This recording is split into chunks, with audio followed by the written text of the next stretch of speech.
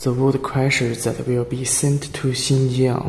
This machine's power of 132 kilowatts and is equipped with an auger to discharge the materials.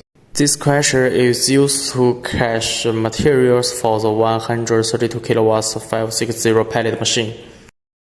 The output of this pellet machine is 1.5 to 2 tons per hour.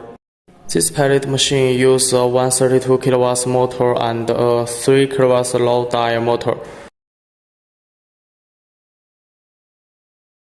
In order to ensure production efficiency, it will be loaded and shipped immediately.